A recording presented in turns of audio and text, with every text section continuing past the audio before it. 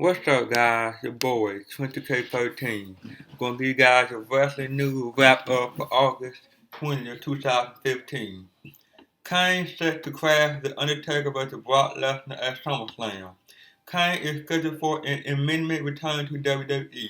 State Dave Meltzer on Wrestling Observer Radio. He told co-host Brian Alvarez that the one thing I see in the Lesnar match is Kane coming back. I don't like the idea, but it could happen. Alvarez then mentioned how it made sense with Kane having been sidelined since Lesnar broke his leg. Meltzer pointed out that before the injury angle, WWE had deliberately tied Kane and Undertaker together as brothers in several scripted lines. And I quote, "If Taker going to be a heel and win, that's a way to be a heel and win, is to have outside interference. It does make sense, but it would be an unbelievably disappointing finish, which ironically makes even more sense, as WWE may be wanting to get booed. On the flip side, a reunited of the Brothers of Destruction could just as easily provoke cheers.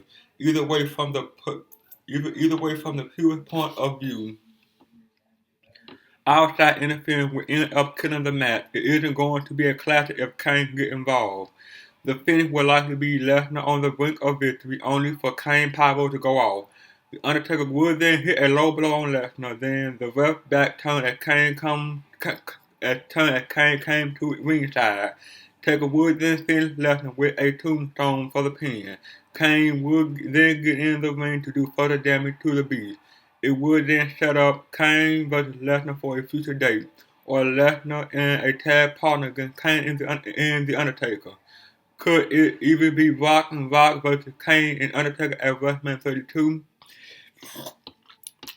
Only time will tell, but it is becoming more and more apparent that WWE sees The Undertaker as the heel in this narrative. Hulk Hogan said he is still in WWE 2K16.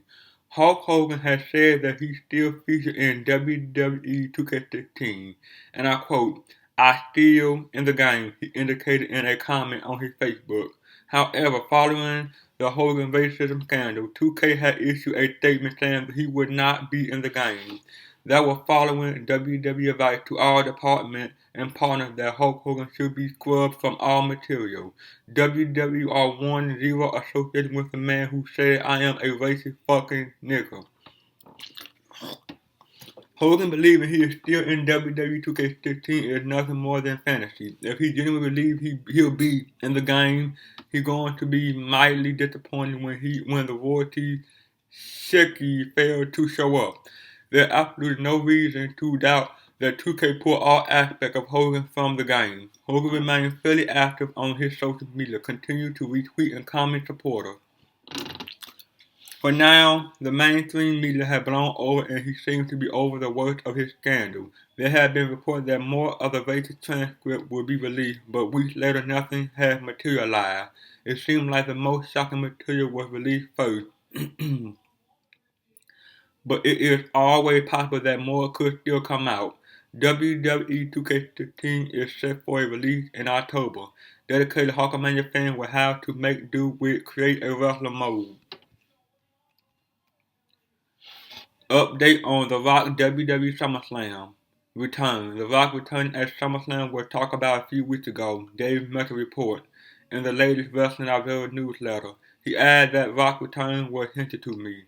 That sort of insider information would definitely add credibility to mounting speculation that The Rock will be in Brooklyn this weekend. However, Meltzer stopped short of confirming it, stating he wasn't particularly told that Rock would definitely be there. WWE will be wanting to keep it a surprise, although in media interview Roman Reigns had indicated that his cousin could be involved. There could be a trick of the WWE PR machine, Rock appearing to build interest, but keep the actual return spot as a surprise.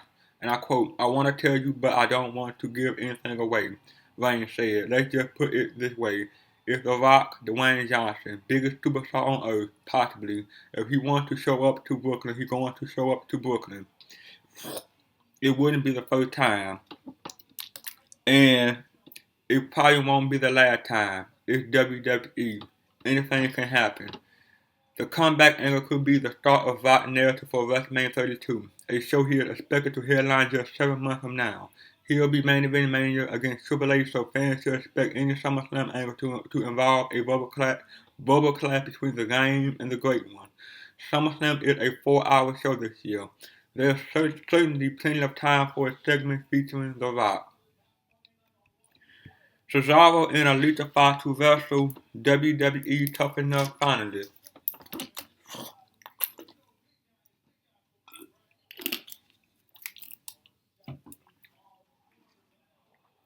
The finale of WWE Tough Enough next Tuesday will see guest appearances from WWE Superstar Cesaro and Alicia Fox. Cesaro will have matches with Josh and Gigi, while Fox will have matches with Amanda and Sarah. So far on the show, the competitors have just done basic stuff in terms of matches. They actually had matches in front of NXT wrestlers a few weeks ago, but they were edited and only ran about 2 minutes long with basic moves like body slam used as finisher. After 10 weeks of training, the hope is that maybe they can put together a decent match that can impress the WWE Universe, who will have the final vote to determine the one male and one female winner of Tough Enough. WWE Royal Rumble 2016 date won't change for NFL. WWE have decided that the Royal Rumble 2016 will take place on January 24th in Orlando, running the same day as the AFC NFC title game in the NFL. The NFC title game is scheduled to start at 6:40 p.m. Eastern Time on January 24th, while the Rumble will start at 8 p.m. Eastern Time unless they make it a 4-hour show. It's newsworthy because normally WWE would schedule the Rumble on the Sunday in between the AFC NFC title when the NFL game is the Pro Bowl, which is just a meaningless exhibition game. A big reason why it's smart to schedule the Rumble in the week where there are no NFL playoff games is because last year's NFC title game had an audience of 49.8 million viewers that peaked to as high as 57 million viewers.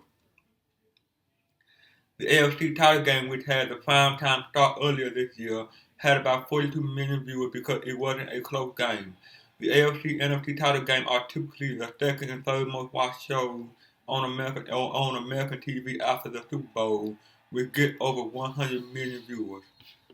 There was a thought that WWE might move the date, but the NBA schedule recently came out and the Orlando Magic have a home game on January 31st, which means WWE likely won't be able to move the Rumble 1 week later unless they choose to leave Orlando. It was noted by Dave Meltzer in the Wrestling Observer newsletter that WWE may feel that it's not an issue because of the on-demand viewing possibility of WWE Network. WWE could feel that they already have the money from the consumer, but it would hurt in terms of getting new subscribers.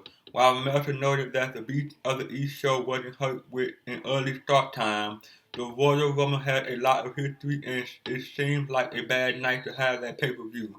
For some WWE fans, it won't matter if they have no interest in the NFL. For others that like both products, they might choose the football game live, and that could hurt WWE audience for the Royal Rumble.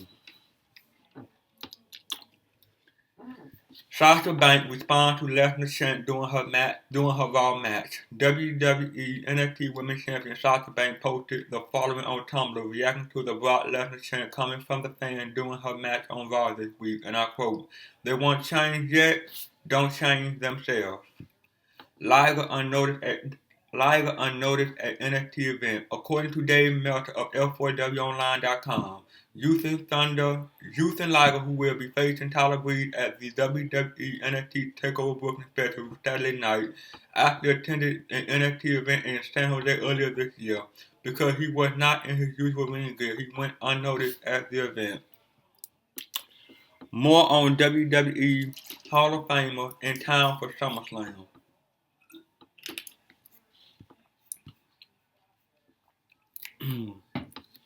As noted, Steve Austin mentioned on Twitter that he had a beer in town with Ric Flair last night, who is also in New York City for SummerSlam weekend.